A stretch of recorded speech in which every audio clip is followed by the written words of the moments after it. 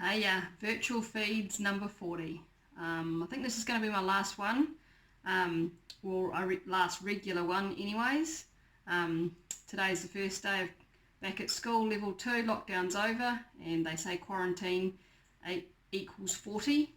That's what the word's for. So I feel it's a good time to do one last one to finish off and leave it there. I may randomly in the future post one every now and again, but I'll finish off my idea that I started with for lockdown with my last one today, number 40. So tonight I'm going to be making sausages and noodles, one of the requests from my daughter, one of her favourites, and I've dusted off my pasta maker while I've been in lockdown, so I'm going to make my own noodles, my own pasta tonight. It just tastes amazing.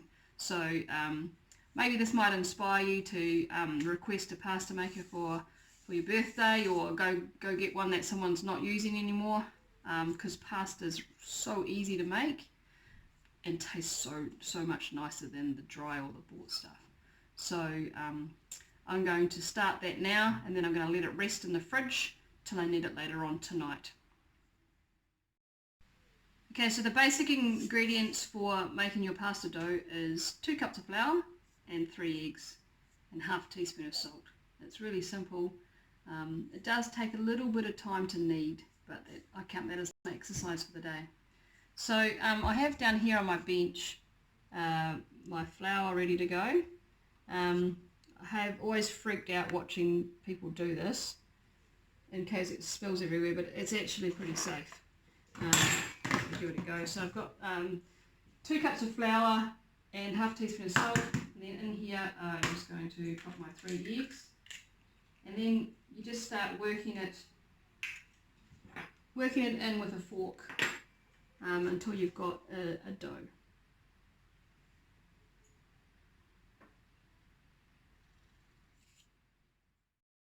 So I've got my 3 eggs in there, and then I just very slowly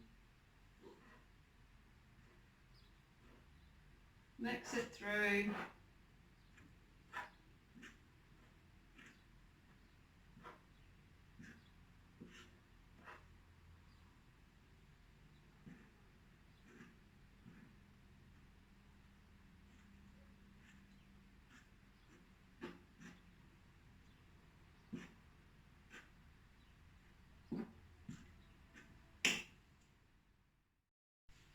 So it does look quite floury and quite crumbly like this, but it does actually pull together. So I've pretty much mixed as much as I possibly can like that with my fork. You can see it's kind of like lumpy or crumbly. And now I'm just going to get my hands in there and just start kneading it together. And that's probably another reason why you don't really need to use a bowl, because you basically spend most of your time just kneading it. Okay, so it pulls together like this, and now, I mean, that's not smooth at all. I'm going to spend 10 minutes now kneading that and making that silky smooth, and you'll know when you're doing it, when it gets to that point, it just kind of changes, and it's a whole lot different. I mean, and I get it, this is so much cheaper and easier, well, not cheaper, but easier to just chuck pasta in the pot that you buy, and it's no different in cost probably, because pasta's pretty cheap. So in terms of making this, it's more just about a bit of love and the difference in taste. This is just so much nicer, but yeah, it does take quite a bit more time, and the difference in cost is not worth it necessarily, but the difference in taste is why you'd do this. So when you're kneading, you're basically just using the back of your hands, and it's a bit of a workout. So I just go one, that one, that one, that one, that one, and it's starting to come together. I can feel it changing, but it is definitely a workout and about 10 minutes worth of work. Okay, so I've kneaded that for about 10 minutes.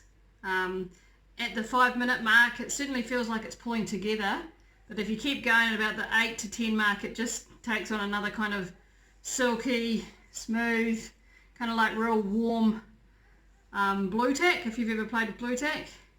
So that there's all ready to go now. I'm going to cover that in Glad Wrap and then just put it in the fridge, and I'm going to pull it out 20 minutes before I need it tonight, just to bring it back to room temperature.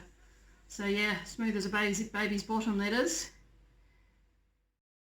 Okay, so it's quite a simple meal tonight, apart from the fact that I'm making pasta, so that makes it a little bit longer, but the rest is really simple. So I've got my pasta dough out of the fridge. I'll let it come to room temperature, and I've got my sausages. I'm just going to fry my sausages off in the frying pan. That's really simple, and I'm going to make a really nice sauce to go with it, which is what just really makes this a really good dish. One of Gabby's favourite meals that she often requests, so sausages and noodles it is. So I've got 2 onions, because they're small, otherwise a medium sized one, some garlic. I'm going to chop those up, and then I'm going to get them frying in my frying pan with a bit of coconut oil.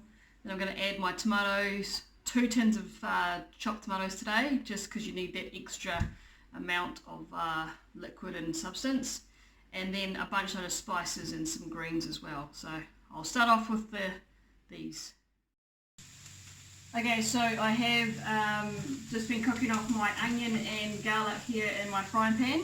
I've also got my sausages on. I'm just browning them off and cooking them nicely. I'm going to add in 2 tins of chopped tomatoes. This isn't really a rocket science kind of dish. It's pretty simple, but it's just adding in those extra bits that just lifts it up to being that much better. So adding in the spices, I've got home killed sausages, so that makes a difference, and also the homemade pasta is going to be pretty amazing as well. But really, you could make this with 2-minute noodles even. Just leave out the dodgy flavouring, and sausages with some even buy the pre-made sauce. You know, if you're in a hotel, motel on holiday and you want a quick easy meal,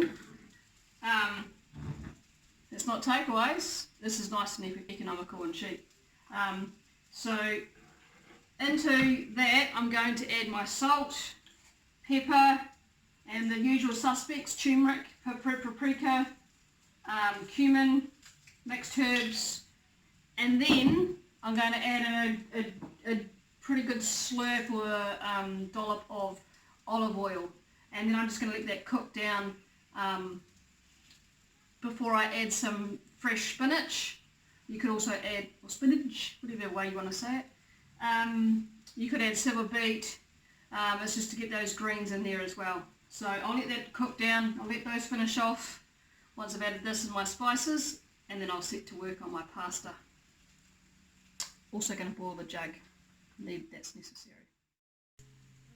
Okay, so here's my pasta dough. I'm just going to cut it into 4, and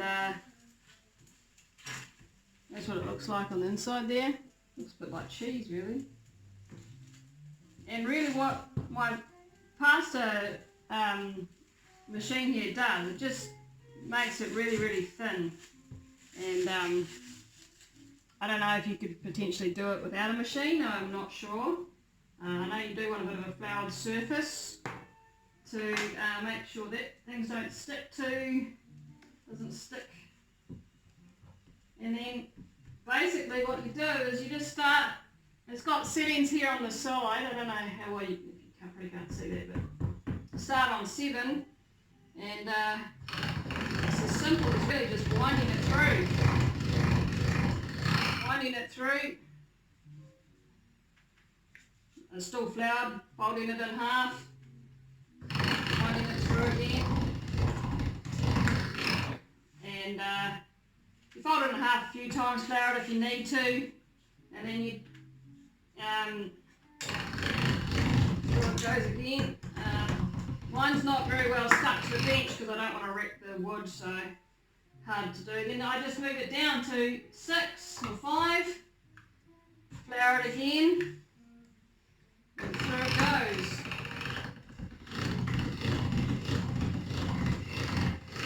won't bore you with it. I'll just keep going down the numbers till I get to 1, and as you see, it just gets thinner and thinner, and I'll show it to you when it gets to 1, so you don't have to watch the whole process.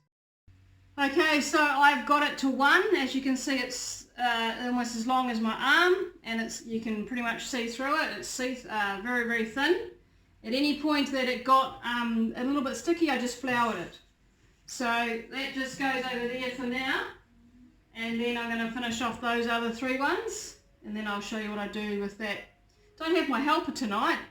She's playing with her friends, so I've got to do it all on my own. Okay, so I've done my 4 down to the number 1, rolled it out. The key here is to always keep it floured, because you don't want it to get stuck together like I did on that one over there. Now I'm going to put my attachment on, and then I'm going to start rolling it. There's 2 attachments here. There's one for the fat, and then there's one for the thin, which I've got my helper. What are we going to do, fat or thin? Thin. We're going to do the thin one today. Okay, so I've cut the long strip in half. It just makes it a bit more manageable. And then this goes into the attachment here. I'm going to go small end first. Okay, go Gabby. Keep going. And as you can see, out the end here is becoming all this spaghetti. Keep going, keep going, keep going, keep going. And I'm going to give this to Gabby to, well,